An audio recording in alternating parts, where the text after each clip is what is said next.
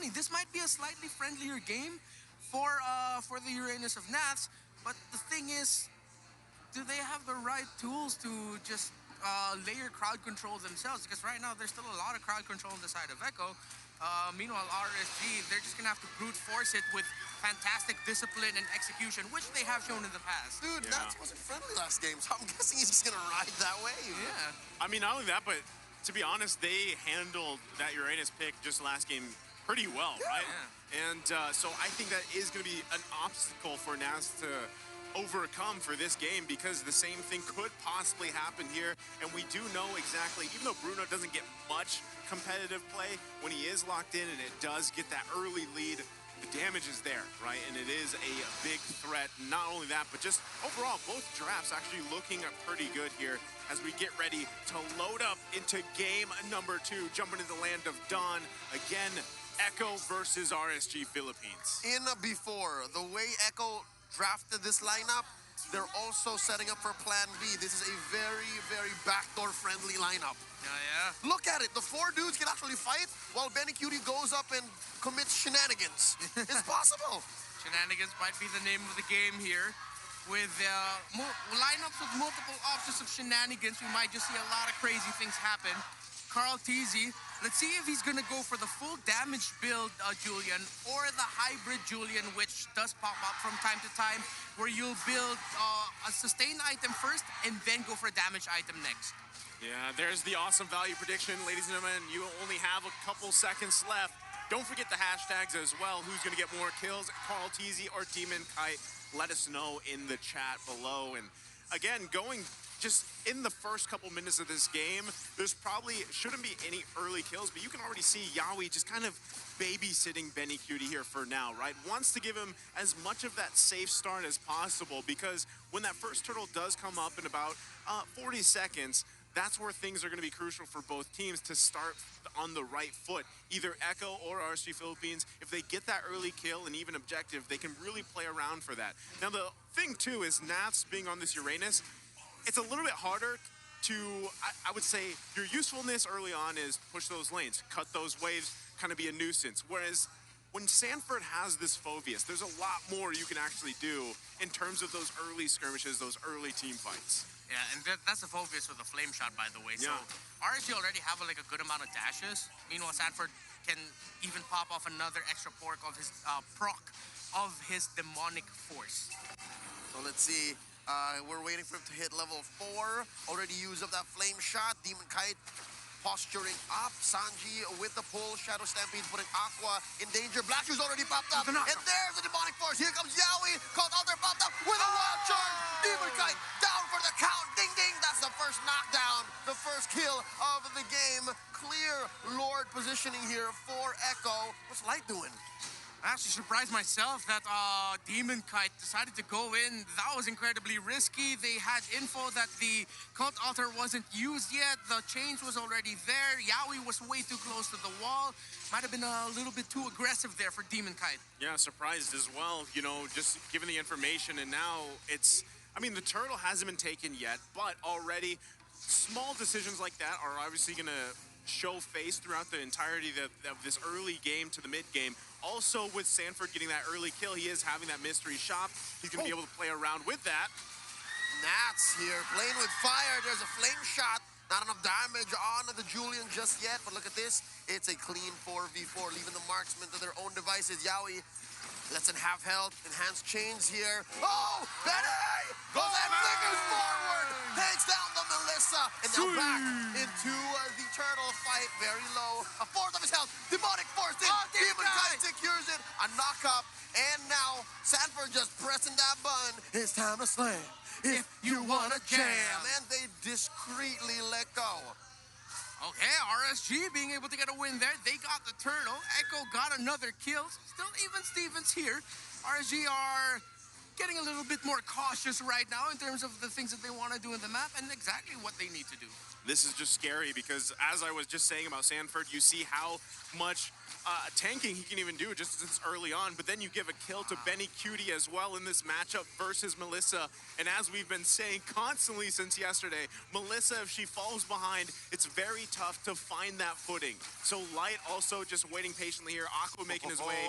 They could possibly find a play, but Echo, they know what's going on. They got plans, bro. They want to punish Benny Cutie. They gave him too much space in game one. Now they're learning from that. But what's that mean for the rest of the map? There's been a lot of action up top, honestly. For the first 4 or 5 minutes of this game now, a lot of the kills, or at least the action, has been happening over there. Yeah, and now Nats is looks like he was able to body Sanford in lane a little bit more aggressive with how he's dealing with the Phovius in the EXP lane. Deep. Very deep cut, like he's not even on his side of the map. He's able to get a bit more gold there from the energy shield. So yeah, we're seeing it in lane, Nats is happy. In team fights, that's when the question and the situation changes for Uranus, and where a Phovius would definitely be even more happier compared to that Uranus. Again, I really like this interaction that we're going to be seeing throughout the game between Yawi on the Grok and then Sanford on the Phovius, right? Either one of them can peel for the team. Any one of them can actually be that front line to tank a lot of the damage. And then again, you're layering it with a Cult Altar possibility here, right? Oh, there's a Shadow Stampede forcing an early consecration. Now Nats is ultless, at least for this next engagement. Here we go. What's going to happen? Sanford has both his ult and the flame shot. Nats deep in. Look at this, in this bush, forcing Sanji for the flicker. Demonic Force by Sanford. Catches one. Sanji already down. No Cult Altar for this team fight. Demon Guy knocked out once more, and they're still going. It's a 3v3. Oh, no. Carl Dizzy chased out by Aqua and Nats. Light at half health. Sanford and Yaoi going to try to collapse down on to Nats. There's an enhanced sword, and here comes Sanji. He's back. Look at Light. Cult Altar popped in already, but not much spent here. Oh, that's just a scramble. Nothing much for both teams. Oh no, Nats might actually be back. Sanford! Called it too soon. RSG stayed while the rest of Echo left. And again, the power of a Uranus and a Lilia together, extended team fights. They thrive in that. As long as they have their key abilities, they're happy with those situations. Rsg Ph get the tower in the XP lane, and it looks like it's a free lord for the Raiders, a free turtle for the Raiders. Not only all of that, but yes, again, gold lead now in RSG Philippines' favor. They're grabbing this turtle, just like you mentioned. And all the while, I mean, this is also taking some attention off this gold lane. Emon playing a lot more, I would say, safely. As you can see, he's already, a lot of the times, taken down to half health here against Benny Cutie, but here in the mid lane. That's a knock up onto Light. Wild charge. Everything but the kitchen sink thrown out. I'm offended, but Benny Cutie hits him with a ball right in the head. Knocked out. Light is going to go down 4-2, but still RSG sitting pretty at 1,000 gold ahead. Yeah, it was a roamer they got. They committed a lot, but it will allow this movement in the bottom lane here. Yaoi to be able to help out Benny Cutie just a little bit more. Emon actually has had a relatively good time in lane despite losing that duel earlier to Benny Cutie. But Benny Cutie being able to rotate the map a little bit more, has 2 kills under his belt. Let's see what RSG Philippines will be able to do in this side of the jungle of Echo.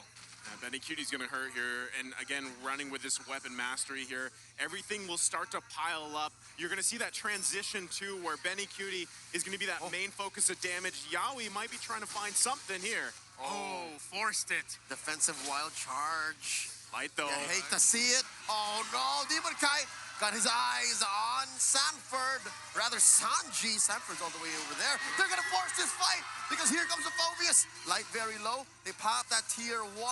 Down bottom, Nats also bothering Kyle Teasy away from his purple buff. Was that a force retribution? Yes, it was. With a chains up, flame shot, demonic force. They're not going to take down Nats. He throws up the RSG amount. He's proud of his team. Another chains. Can he do it this time? Light here to the rescue. And a demonic force proc, but it's enough to save him. Kyle Teasy punished by Demon Kite, and they're still going behind tier 2. Here comes the cavalry. Emon and Aqua, it's a lot of damage. Sanford, no! Man! Is a DK for DK, a double for Demon Kite, and Echo. Now they're the one showing a little bit of over-aggression with that chase down. My goodness, the amount of time Nath just bought there single-handedly to allow RSG Philippines to make a play out of it and could possibly just take this Lord. Dude, what do we say to the god of death? That's the day. Nasty. That's the day. Look how free this Lord is. And they're going to take Yaoi along as well.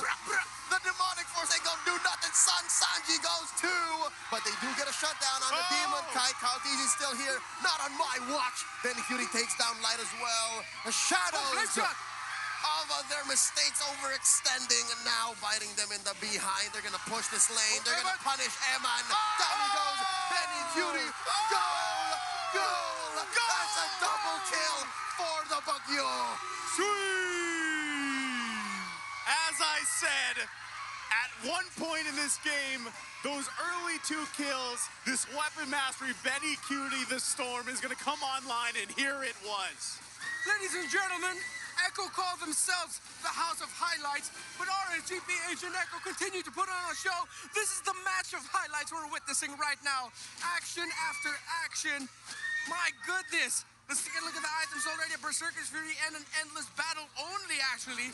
For Benny Cutie's Bruno, that's how much that Bruno hurts. Only 2 items. On the Melissa, Windtalker, Demon Hunter Sword on the way to a Berserker's Fury himself is Eman. Now, even though Rsg Ph got the Lord, Echo committed the right play to go for the counter punish to minimize the impact of a potential Lord push. And now from this, with all that being said, more items gonna have to be picked up here for RSG Philippines, especially in the defense department, to deal with this burst damage just coming out from Benny Cutie. They would highly value a kill on Benny Cutie because he's sitting at 5-0, right? At this point, shutdown goal to get it. It's something that RSG Philippines needs, and also the gold lead has been pretty much taken care of at this point. Yeah, no, the 500, almost nothing, but still, the fact that RSG is pushing out, making the map red. Oh no, they catch Eman! The poor young Eman goes down. Kautizi gets him. Demonic force pushing away. The rest of RSG. Light here gets knocked up with the chains, and Sanford still going on. Slam dunking his way underneath here, 2 down bottom. Benny Cutie and Sanji gonna clean up the wave down bottom. Echo clapping back. Wow, Yaoi on the grok, rocking the dome of Eman. Yes, when you wild charge like that, even when the go away is up, you'll be able to get through it. It's a tough situation here, too. As I said, you can see the interchanging between either Yaoi or Sanford giving the go signal, and still, they're going to be focusing on the bottom side. Oh, Shadow Stampede just missing Nats by an inch, but he did pop his consecration to get out of there. Look at this. Demon Kite making like Leon.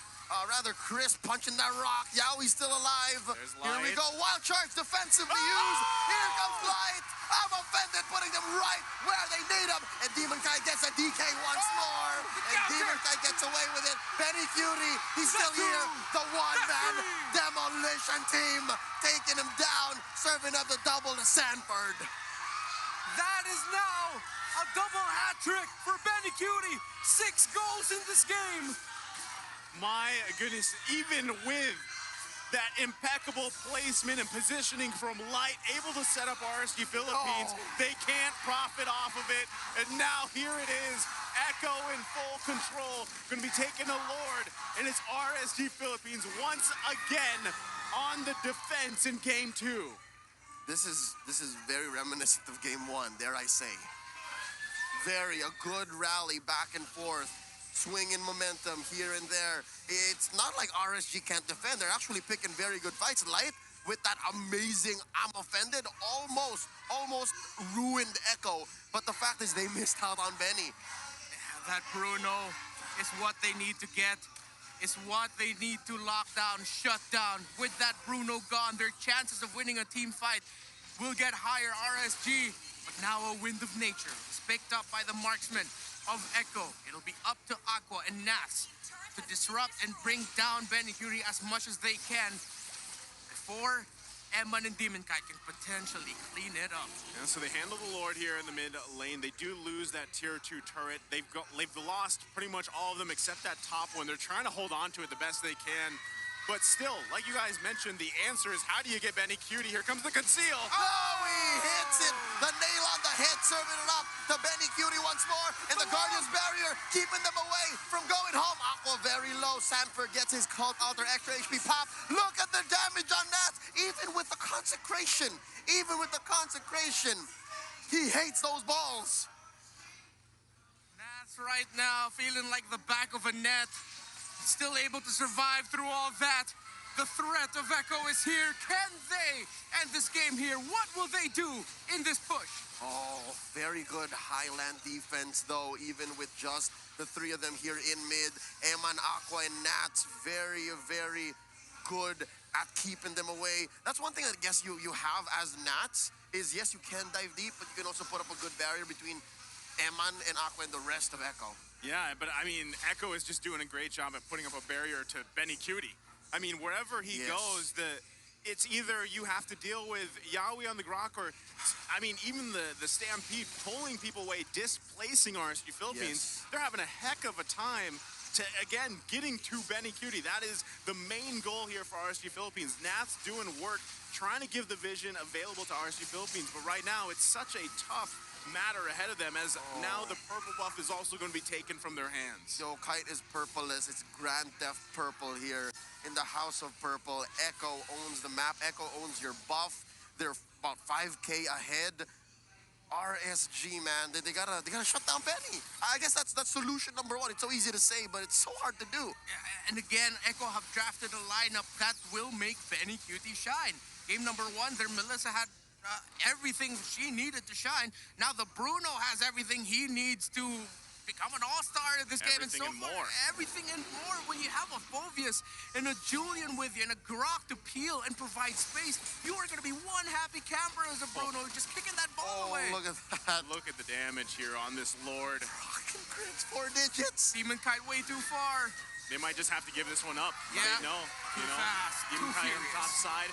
This could very well be a similar position where we were saying, what if in game one that they were able to allow Demon Kite to possibly push another lane, split push, get into the base. This could end up being that scenario. But right now, Echo, they're going to go ahead and manage these lanes, wait for the Lord to come up, and then march into the base. The biggest problem right now for RSG, the lack of an anti-harass. No item that could potentially lower the damage being dealt out by this Bruno. They had to build other paths. They had to build Athena shields. They had to build magic defense, healing reduction, because of the other tools that Echo have. Now at this point, very late into the game, will they have the right tools to potentially get that Bruno down? Can they survive the onslaught of the front line of Echo to potentially even get to the Bruno to finally shut that footballer down?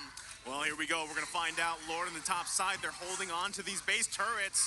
Who's going to give the go signal here? There's a knock up on the Nats while Lord charges into that tier 3 up top. Already the base of Rsg Ph penetrated. It looks like they have their eyes on mid lane this time, unless Echo's thinking of a kill. Can they? There's a conceal play by Yawi, the lover boy, looking to get one. Benny Cutie smashing that inhibitor, making easy work of it. Eman, oh, there's a wild charge, displacing Demon Kite with a slam dunk competition. All already committed by Sanford. No more extra life on him. There's a knock up, giving space for Sanford to retreat. Echo happy with the 2-tier 3 turns they took. Again, the layers upon layers of crowd control, and in game number one has translated into layers upon layers of dive. So much dive that RSG needs to deal with, that even though it looks like they'll find an opening to turn a team fight around, suddenly they have to disperse. They have to watch their positioning, space themselves out, put themselves further away from Echo, further away from being able to damage, because you've got a Phoveus just jumping all over your head. That's what I'm saying. Like, the hardest thing here for RSG Philippines is juggling with all the layering that's happening and being thrown at them, right? I mean, you have to worry about demonic force, you have to worry about that wild charge, and meanwhile, while all this is going on, you're like, man, how do we get to Benny Cutie? And then when you actually get to him, the Cult Altar is popped, you have to disengage again. So constantly, RSG Philippines on the back foot here, and this, again, they're gonna kind of be forced to just play from their base and hope that they don't get set up by most likely Yawi. Once that conceal, that wild charge play comes out, it is going to be crucial for them to disengage from that and live through it and then start from there. The thing is, in 20 seconds, that next Lord is going to be up. Do they actually want to contest this one? Because if that one does get taken by Echo, it's going to be much harder to not let it be a game-winning Lord push. It's a miserable situation that RSG is in because, yeah, they can win team fight, but they have to be inside the base. But also, they're thinking, yo, we can't give him this Lord anymore. It's too much already. We're going to lose all our turrets, and the next thing we know, Benny's kicking balls into our base. That's where RSG is right now. Oh, they're going in. Demon Kite making his way too. Also, Benny Cutie has the immortality available now as well, so it's going to be even harder here. But they're fighting for space. They might just reset the Lord for now. Both teams know how crucial this could be because honestly, if somehow RSG Philippines does take this Lord, it's even going to be a great push for them despite everything that's happened in the past 5 minutes or so. The confidence that RSG is showing, man, it's not like Echo has 6K ahead. It doesn't feel like it because of how they're forcing the issue here. But wait, Demon Kai's a little too far off. They can't contest this. Yeah, they won't be able to. Demon Kai showed himself up top. Echo can just rush this Lord. They know. Sanford with a demonic force, and Benny, Cutie, and Carl, of course, just raining down the damage. But Aqua! What? There's shenanigans, skullduggery, manipulation, schemes afoot. How did he do that at the cost of life? I'll take that any day. Aqua's popping. Aqua's locking. Aqua's stealing. That's a victory walk. That's a victory walk. Yeah, skip. Go ahead, skip, Aqua. I got away with you it. You deserve that. What? Still going. Saving the game for RSG at a clutch moment. And they take down Carl Teasy too. It seems like that steal. It seems like that steal has thrown off Carl Teasy, and now it's all RSG. What? Well, right now, this is going to be the Lord taken care of very quickly. But look at RSG Philippines trying to get in placement. Yaoi has the information here. Let's see, can he? Oh, and they still have Eman. Benny Cutie. Wild charge on the 2-1. It's Eman, puts up the go away. Fails onto that demonic force. Can they go? Can they go, Benny Cutie? Sanford just displacing Eman. One more, and he does. Demon Kite in trouble this time around. Sanford goes up, continues the demonic force, and it's all right. Great recovery here by Echo. And the game continues, ladies and gentlemen. Excellence in execution by these two championship caliber teams. Man, again, the fact here is still they could not get to Benny Cutie. I mean, with all that happening for RSG Philippines, they did whittle down that gold lead. At one point, it was about 7K. So that massive steal for the Lord. But the downside is they didn't even get to those base turrets just yet. So at this point, RSG Philippines still on the defense. They have to be super careful with this because right now, Benny Cutie's still living large, basically. Yep. And at this point, it is going to be tough. Might just come down to another Lord fight. All right, items right now being juggled around. Aqua just picked up a Winter Truncheon and swapped one out, so he's going to be going for more defense to sustain. He knows a well-timed Winter Truncheon and usage of the ultimate might actually be what RSG needs to win a long and extended team fight. RSG, they're going for a big gamble here, but no. They couldn't get any info in the bottom lane. They think it's way too risky. They're going to go ahead and reset their position, but they've already popped the conceal. Athena shields across the board for RSG, going to help with the damage out of Sanji, Carl Teasy, and Sanford. Meanwhile, on the side of Echo, they've loaded on some blade armors for themselves, but they are fully built. Both teams fully built right now. We're just waiting on the potential last item of light, it looks like. But you're going to be seeing a lot of juggling. Watch out for the juggles of Winter Truncheons, Immortalities, and Wind of Natures. Yeah, this is so tough for Emon especially because now with the next Lord coming up in just a bit, you know how crucial that's going to be. And like you mentioned, that item juggling is going to come into play here because still, once that ultimate is down, you don't have much more of an escape. You do have a little bit of peel available to you, but what we've been seeing Light do is actually be that initiator, be that one to hopefully set things up, put people in the right positioning so that the rest of the team, specifically even Aqua and Demon Kite, can kind of capitalize on that. So Emon, very crucial moment that's coming up here as this Lord is spawned. Carl Teasy is going to go ahead and work on it. You also have all these immortalities to work on if you're RSG Philippines against Echo, but let's see who takes this one ahead of us. There's clear vision on where RSG Philippines is, but it's a long walk for the rest of Echo to come in. Very blasted. They pop the immortality on the Yaoi, and there's a cult altar, and there's demonic force. Sanford just flying around. Carl Teasy secures the Lord. Demon Kite gets his immortality pop, but look at Sanford. He's going 1v4. Down goes Kite. He's no longer flying, fam. Down goes Aqua as well. Sanji gets his revenge. That's There's a three. knocked up chain. Nats as well. And then there were two. Airman and Light. Can they defend here? But Echo, Knock up. they're feeling it. They are the house of highlights Four. and prodigies, TZs, and TPs. They'll be taking game 2 as well. Match point for the house of Echo. Wipeout! Wipeout!